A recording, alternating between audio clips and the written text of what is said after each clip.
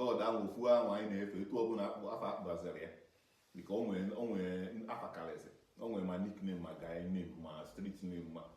provided na ofu God ahụ anyị ncha na-efe afọ ọ soziri ya na-aza onye baziri nke ya nna akwali ya 3 days nọdụ nwayọ onye ngwu mepesi m nọ m gị nke ụlọ bel ka m na-akụ bel m na-akụ bụ ife dị m ka njọs na-agụ ọ dị ka egwu ị na-agụ egwu niile ị na-anụ ị na-agbọ ị na-ajọrọ egwu a niile wee ihe maka a na-agwa gị ọbụla epesi m na onye ọkwa sịkwara na ọmụkwụ biko ike adịrọ m mọzụ ya na-afụchakwa ọkwa ọgwụ anabolik ike adịrọ m nna agwụkwa origin ọ fake biko ama ya ọkwa biko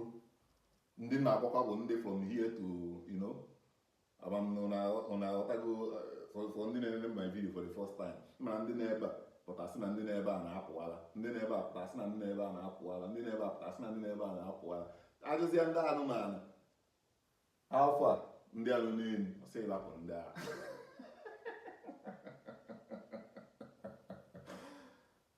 ọsọ ịlapụ ndị a ga-elebulie gị ọgwara ihe ọzọ ị ga-eme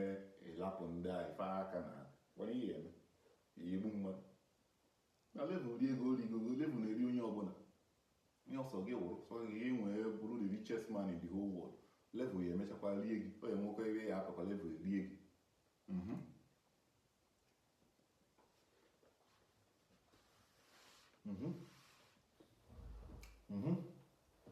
ọ ebe ya akọkwa level rie gị ma gị nwee ego gị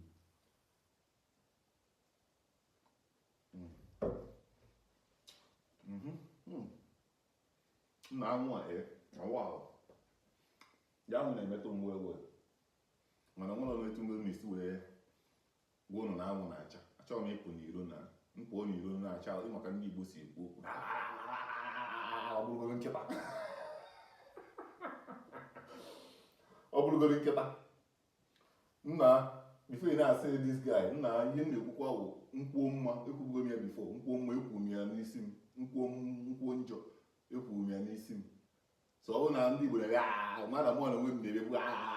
so nnọdụ iro na-ebe na anyị asị na alụ na-apụkọ this guy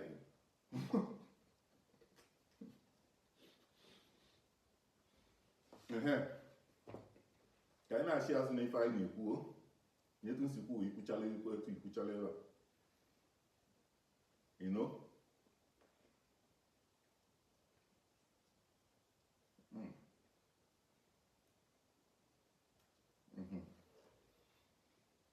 so ife na-aba ndị Igbo biko toenụ ya uche ọ ya eme obodo ọ dị mma ọ ya eme kidnapping ọkwụsị kidnapping na-awụla afa mmadụ kidnapping anyị nwa na-ewepụta kidnapping from omume anyị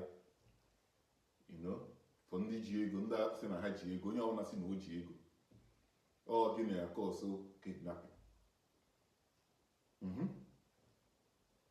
because ọnwa ka esi jechawa ebe ị na-eje emechaa ụmụ ya show anụ nwaanyị mkpọrọ ya mechaa majik ịpụtazi ya edebe alụ ka ụmụazị ga-adị n'ala iwu ụmụazị ga-adịrị iwu na ọ bụ na ha dịrị ọrụ iwu ha dịrị ndị n'ọrụ onwe ha nwu because ha ya achọkwa ịdị ka gị so onye ọbụla ọ na okeshọn a ka ebe a na-eme omume ka ihe niile a na-eme and again ya sị nke a na-asụsụ Igbo nọ na mamazi ife a na-akpọ ife a n'English na ife m na-asụ na my video English with slang then tinyechara ya obere English ihe ime o ji dị otu a nna anyị amara na-asụ nke mba itoghete na iteghete ekwubugo m ya na before na ndị na-ekwu na all my videos ịchọọ ụdị Igbo mba itoolu na mba itoolu gịnị ABS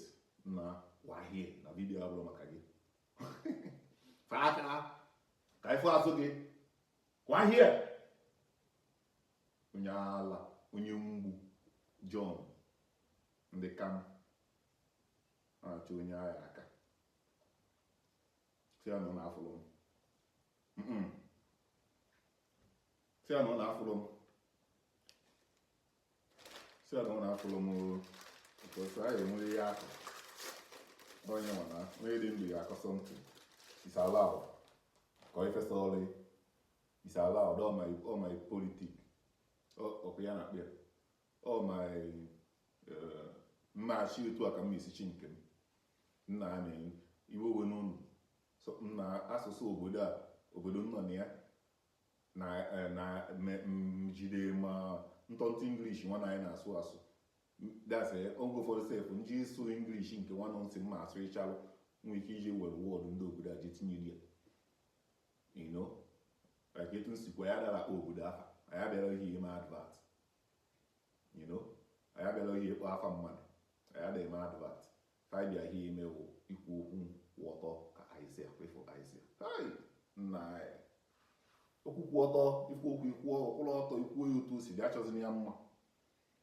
nna achọzina ya mma achọzina okwu mma na ya bịara ihe ịchọ mma ịghọta gị ya bịara ihe ịchọ mma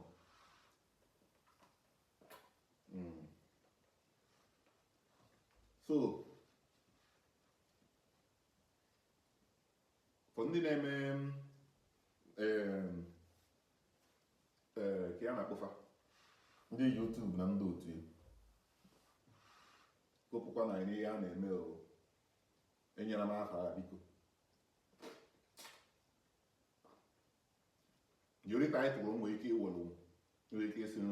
onye anwụrụ a atrisi kpọọ m onye anwụrụ a ihe akụpụrụ m nnọọ na mgbu nke atị bikos anyị ga na-atị mgbu so kpọọ m nnọọ onye anwụrụ maọbụ onye ọnwụ mmanya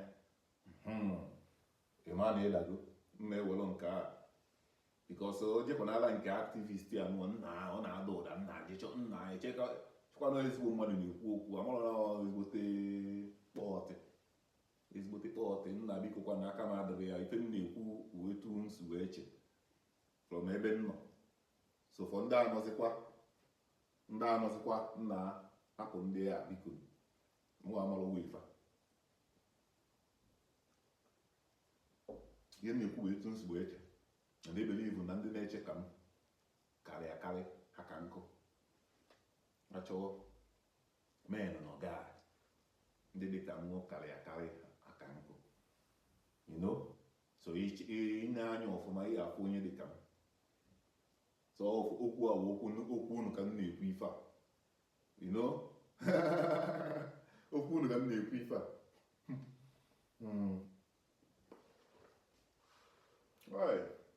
nna ihe mmadụ eme ekwubugo m ihe na my video before nna ekwuzi na nna mmemme nata ife a mmekwa ife a ka nko gaa ị ga-ekokwa ọzọ imecha anya ya ati ijara nnukwa nwa ka nko na-egba nkịtị na ọla ike gị ọ na-akọtu taa mmekwa ife a nna gaa imecha anya ya ọ bụrụ ụmụ ihe vidiyo na-emekịta eso nwee koyiri nna ya ife ebe nna koyiri a na-eme n'ihe Facebook ma ihe a na-post ya soshal midia na ndị otu ọwụrụ nwere mmadụ ahụ ihe nji bido vidiyo anụwa m na-amị ya chere m otu m esi gwa unu okwu ndị Igbo achọrọ m ịgwa unu okwu ndị Igbo bikonu a na-ekwu na ụlọ atụgo m ngaghị ya for my last video ọ bụrụ na ị ga-ebugo vidio m mebu before ọ na-atụgo men nga ahụ bụkwa so m ịkpọzie na be anyị nna na-eche ịnata a na-agwa gị anatakwa na ha nwa nọ ebe ha nọ ada ije isi mpa nna na Igbo nọyarịanụ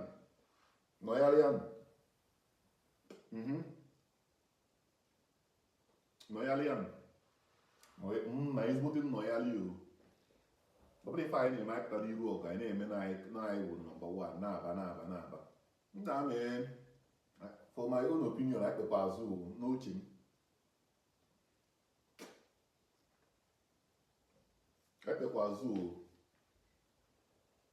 achọkwa na ihe market na ndị otu ya buying and selling. Nna, importation abụrụ business nna m. Importation abụrụ business nna m. Importation abụrụ business nna m. Biko na importation abụrụ business. Echi ime business, echi ịchụ ego, ife iru na ịchụta ego na importation. Ngwazi ya tries ya nke a nchi ikwu. Ka ị marazi ya na ya achọtakarị ego na anwe isi na ịchọta na importation. Kwa nke a na-achọ ọbịa ofe aka, ya abịa. Na ịchụ ego ọsọ ya bụrụ nnọọ 50 naira na-apụta, ọ na-apụta everyday. Ị na-afụ ego gị, ọ na-efe aka. Ego gị anọdịdị ya. Ichi program onwe gị, ichi ịrụ onwe gị arụ, eru onye onwe gị na with 50 euro ahụ. Ife ọbụla ichi ime, ị na-arụ ya with 50 naira ahụ.